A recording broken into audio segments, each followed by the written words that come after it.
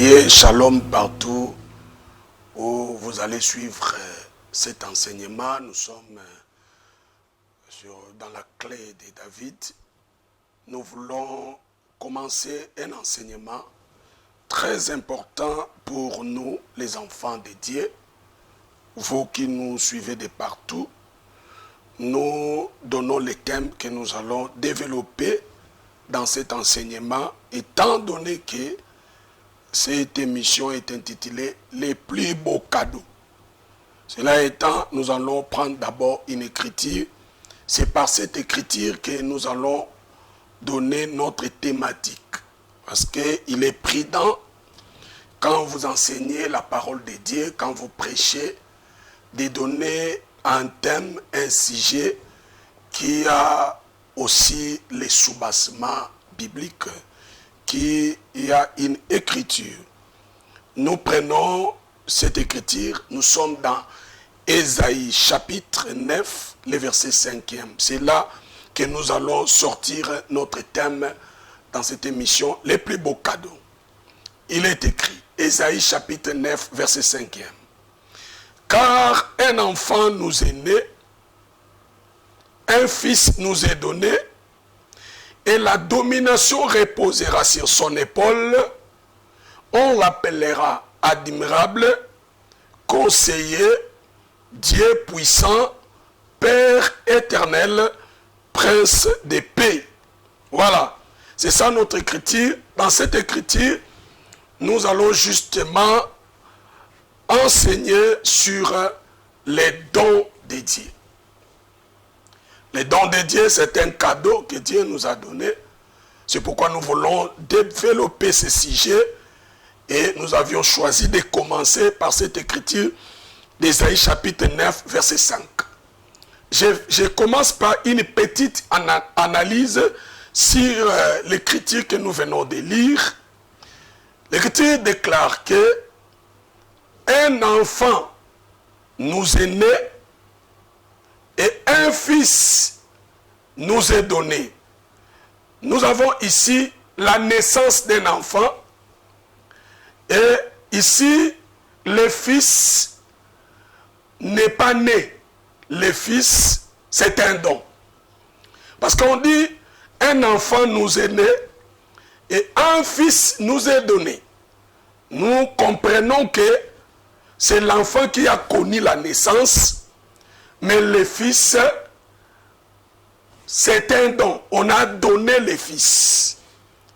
Ça, c'est très important. Alors, nous allons comprendre ici que le Fils, c'est un don. Et nous allons aussi chercher à comprendre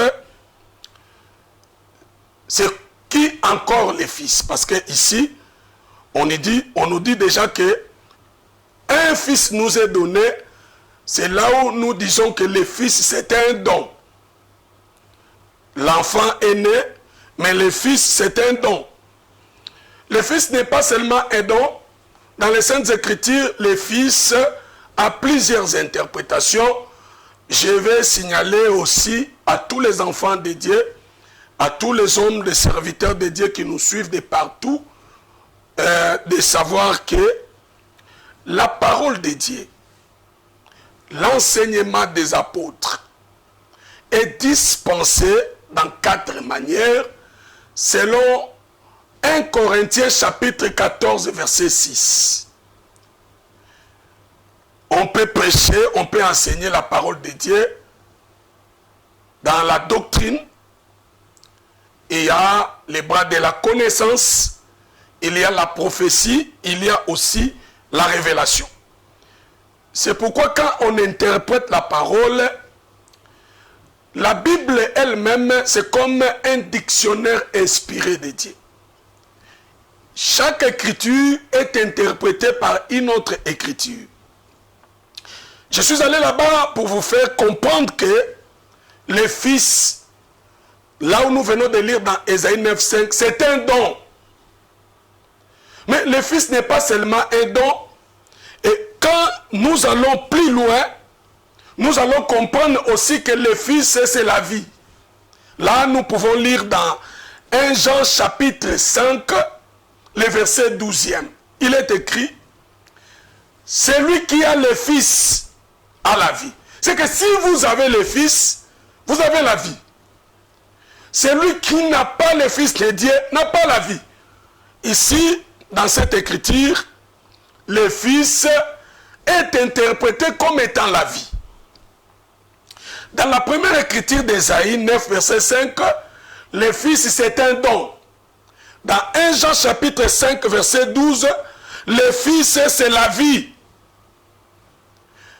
Il y a plusieurs interprétations dans les Saintes Écritures, dans la Bible, qui parlent du Fils. Mais ici, peuple de Dieu, vous devez comprendre que l'enfant est né, mais le Fils est donné.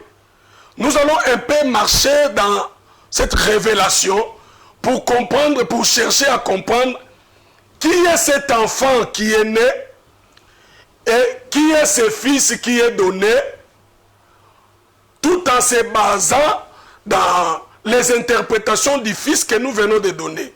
Le Fils, c'est un don. Le Fils, c'est la vie. Et j'avais dit ici que l'interprétation sur le Fils ne s'arrête pas là.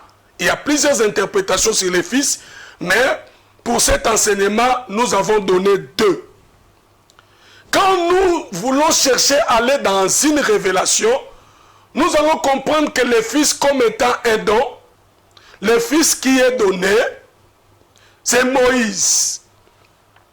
L'enfant qui est né aussi, c'est Moïse. Parce que Moïse était né en Égypte. Quand Jochebed a enfanté Moïse, c'est ça, un fils nous est né. Suivez-moi très bien. C'est un enfant qui nous est né, allais-je dire.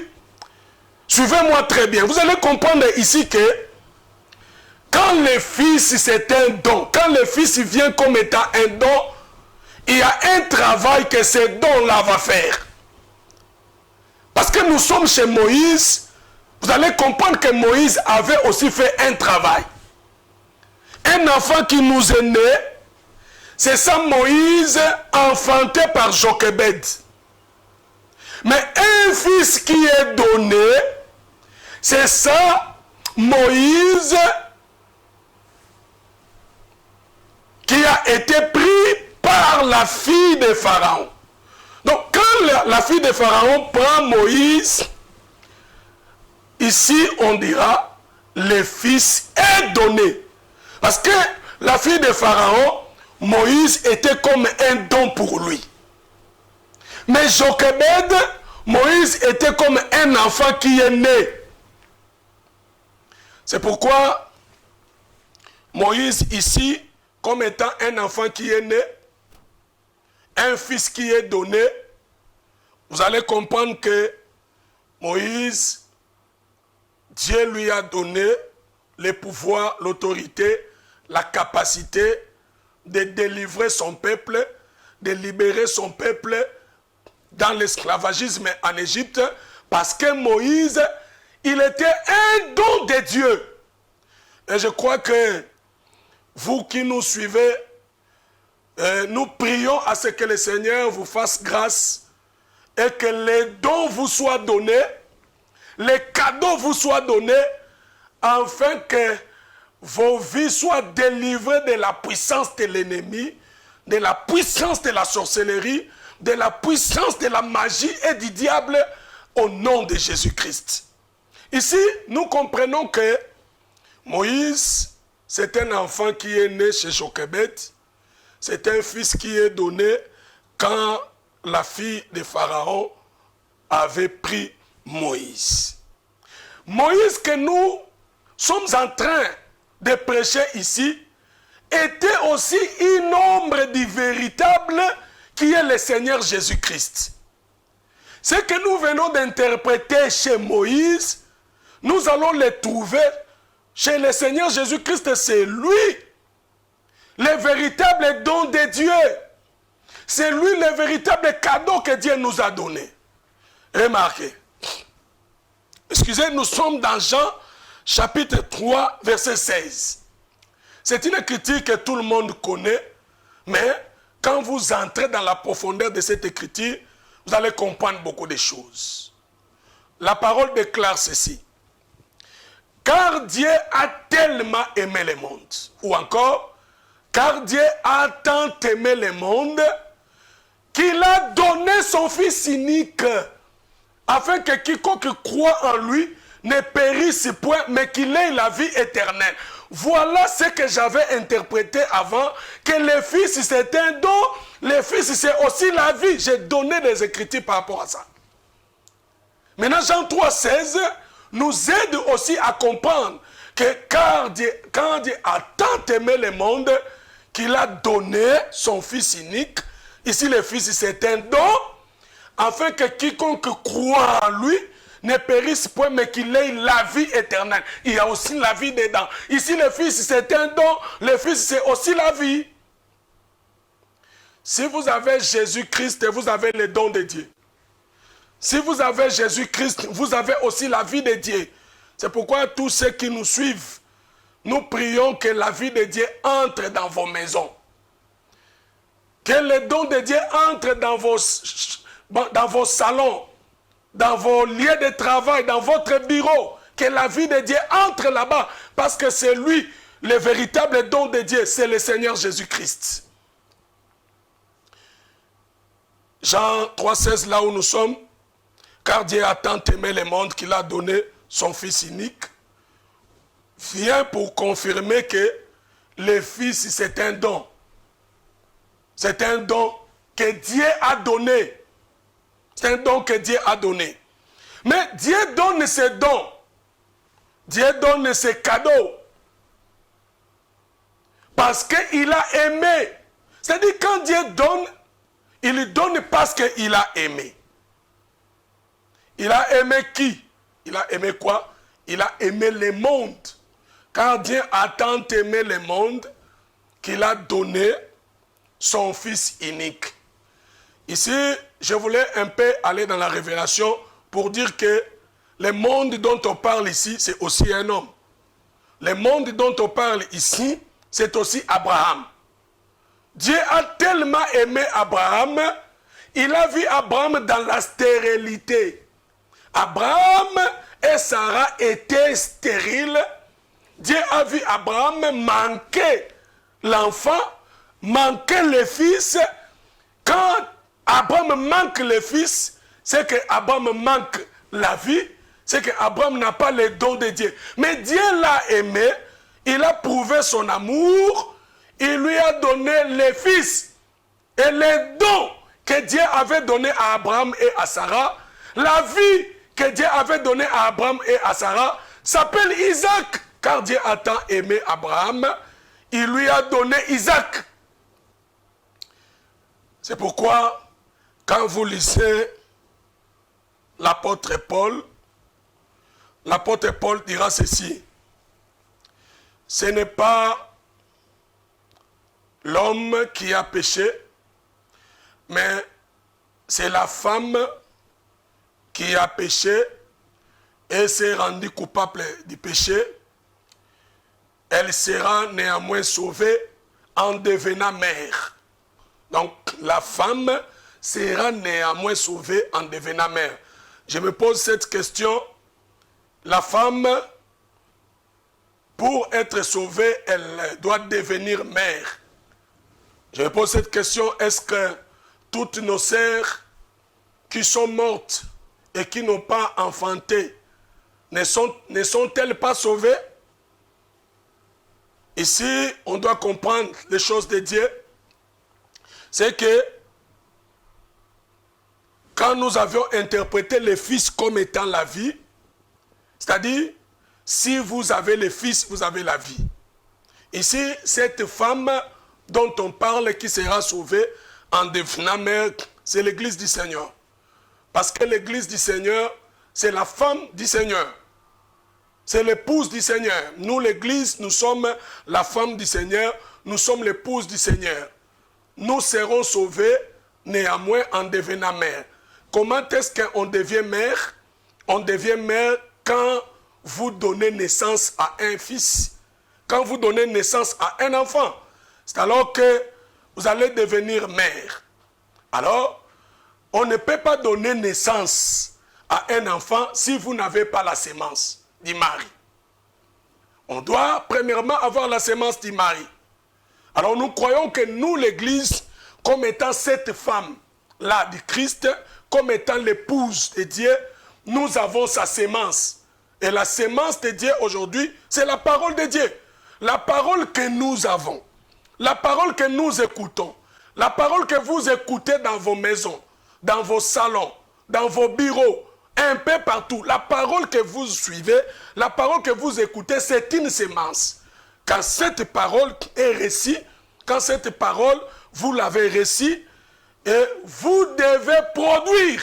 La production, c'est premièrement, produire le Fils, c'est premièrement manifester les bonnes œuvres. Quand vous manifestez les bonnes œuvres, c'est à ce moment-là que vous serez sauvés. C'est pourquoi Paul va insister pour dire que la femme sera sauvée néanmoins en devenant mère. Donc quand vous manifestez les œuvres de la parole, quand vous manifestez les bonnes œuvres, quand vous pratiquez ce que vous avez écouté comme parole, c'est ça, donner naissance à un fils, c'est ça, manifester les bonnes œuvres pour que vous soyez sauvés. Alors nous étions en train de dire que Dieu a tellement aimé et il a donné son Fils, afin que quiconque croit en lui ne périsse point, mais qu'il ait la vie éternelle. Nous avions dit que le monde là que Dieu a aimé, c'était Abraham. Nous allons aussi plus loin pour dire que le monde que Dieu avait aimé, c'est Adam. Parce que dans Adam, il y a l'ensemble de toute l'humanité. Vous qui nous suivez, vous qui êtes des enfants de Dieu, nous avons un seul grand-père qui s'appelle Adam. Nous sommes tous sortis d'Adam. C'est pourquoi, par le péché d'Adam, un seul homme, nous étions tous tombés. Mais par la justice d'un seul homme, c'est-à-dire le Seigneur Jésus-Christ, nous étions tous justifiés. Adam, c'est l'ensemble de toute l'humanité. Adam, c'est nous tous. Dieu avait aimé Adam. Il a donné son Fils unique à Adam, afin que Adam ne périsse point, pour que Adam puisse avoir la vie éternelle. Je m'explique. Adam, Dieu l'a pris dans la poussière. Et je répète que dans Adam, il y a l'ensemble de toute l'humanité. Dieu a pris Adam dans la poussière. Il amène Adam jusque dans le jardin. Et Adam dans le jardin, Dieu place deux sortes d'arbres. Il y avait l'arbre de la connaissance du bien et du mal, donnant la mort. Il y avait aussi l'arbre de vie, donnant la vie. Alors Dieu dit à l'homme, à Adam, tu pourras manger de tous les arbres qui se trouvent dans les jardins, mais quant à l'arbre de la connaissance du bien et du mal, tu ne mangeras pas. Le jour où tu en mangeras, tu mourras, tu connaîtras la mort. Suivez-moi très bien. À ne pas oublier que nous avions interprété le Fils comme étant les dons, le Fils comme étant la vie. Là où nous sommes arrivés maintenant à Adam, quand il a mangé le fruit de l'arbre défendu par Dieu, il avait connu la mort. Il avait connu la mort spirituelle. Il pouvait être là, mais il est mort. Quand Adam a connu la mort, parce que le jardin d'Éden, c'était le pays des vivants, comme Adam est mort, Dieu devait le chasser de l'Éden, parce que l'Éden, c'est le pays des vivants. Dieu l'a chassé, Adam est parti, il n'avait pas la vie, il était parti sans vie. Le corps d'Adam était resté un corps sans vie. N'oubliez pas, je répète, pour une meilleure compréhension, que nous avions interprété le Fils comme étant la vie, selon 1 Jean, chapitre 5, verset 12, nous avions interprété les fils comme étant les dons. Alors Adam était resté un corps sans vie, c'est que toute l'humanité, nous étions morts en Adam. Maintenant, les plus beaux dons, alléluia, les plus beaux cadeaux, les plus beaux dons que Dieu avait donné à Adam, que Dieu avait donné à l'humanité, s'appelle l'agneau de Dieu. Oui, s'appelle l'agneau de Dieu. Parce que quand Adam a péché, pour que Adam soit sauvé lui-même, de lui-même quand il a péché, il est allé se faire des ceintures de feuilles de figues pour se justifier. Ça n'a pas tenu, mais Dieu est venu. La parole déclare, Dieu a tué un animal, il a fait des vêtements, il a donné à l'homme et à la femme les vêtements pour couvrir leur nudité, pour couvrir leur honte, à savoir que la honte c'est le péché, la nudité de l'homme c'est aussi le péché, c'est que Adam était mort. Pour que Adam puisse avoir la vie, il faut que Dieu puisse manifester son amour envers Adam. Et quand Dieu manifeste son amour, il lui donne, la parole déclare, car Dieu a tant aimé qu'il a donné son fils unique. Oh, le fils unique de Dieu ici, c'est l'agneau que Dieu avait tué. C'est pourquoi Jean 1, verset 29, quand Jean-Baptiste a vu Jésus, certaines personnes peuvent voir Jésus comme étant un homme qui marche à deux pieds, mais quand Jean-Baptiste a vu Jésus, il a retrouvé en Jésus un agneau. Il lui dira, voici l'agneau de Dieu qui ôte les péchés du monde. C'est que tous les agneaux de l'ancienne alliance, tous les animaux de l'ancienne alliance qu'on offrait là, aucun animal n'a ôté les péchés, ça couvrait seulement les péchés. Mais le véritable qui ôte les péchés s'appelle Jésus-Christ, c'est lui le véritable agneau de Dieu. C'est pourquoi, quand Adam était mort, les fils comme étant la vie, comme étant les dons, Dieu a tué un animal, il a donné à Adam les vêtements, Adam a reçu la vie, et cet animal-là s'appelle l'agneau, selon le livre des Proverbes. La parole déclare ceci, les agneaux sont pour te vêtir. Nous comprenons que l'animal que Dieu avait tué dans Genèse, même si on ne donne pas les noms, c'est que Proverbe nous révèle, les agneaux sont pour te vêtir. Nous comprenons que Dieu qui va revêtir l'homme de cet animal-là, c'était l'agneau. Or, Jésus, c'est lui l'agneau de Dieu, c'est lui le plus beau cadeau, c'est lui le don de Dieu, c'est lui la vie que nous avions perdue depuis le péché d'Adam. Vous qui avez perdu la vie, par cet enseignement, que Dieu vous donne la vie. Vous qui avez perdu la vie, par cet enseignement, que Dieu donne la vie à ta famille, que Dieu donne la vie à ton business, que Dieu donne la vie à tout ce que tu fais comme travail, que Dieu donne la vie à tout ce que tu as, à tes études, au nom puissant de Jésus-Christ. Et le temps est tellement passé, je pense que nous allons continuer par la grâce de Dieu avec un autre numéro. Mais là où vous êtes, vous avez compris cet enseignement. Le don de Dieu, c'est Jésus. Le plus beau cadeau, c'est Jésus. Si vous n'avez pas encore reçu Christ dans votre vie, c'est le moment là où vous êtes. Vous pouvez incliner votre tête. Nous allons faire la prière. Vous allez recevoir le Seigneur dans votre vie. Quand il vient dans votre vie, la mort va partir. Quand il vient dans votre vie, les choses vont changer. Quand il vient dans votre vie, tu seras plus que vainqueur. Quand il vient dans votre vie, Dieu te fera du bien et ta vie sera toujours victorieuse. On incline nos têtes là où nous sommes, nous prions. Père, je m'en vais te prier. Merci pour tous ceux dans leur maison, dans leur bureau et partout où ils se retrouvent. Ils ont écouté cet enseignement. Donne-leur la vie. C'est toi le don véritable de Dieu. C'est toi la vie de Dieu. Délivre chacun. Celui qui est malade, tu es guéri. Celui qui a des problèmes reçoit la solution. Celui qui attend de l'argent pour commencer un business reçoit cela. Celui qui ne dort pas bien, que Dieu te donne le sommeil paisible. Au nom de Jésus, tout ce que vous avez comme problème, que Dieu vous donne la solution parce qu'il est le plus beau don, il est le plus beau cadeau. Que Dieu vous bénisse au nom de Jésus-Christ. Amen.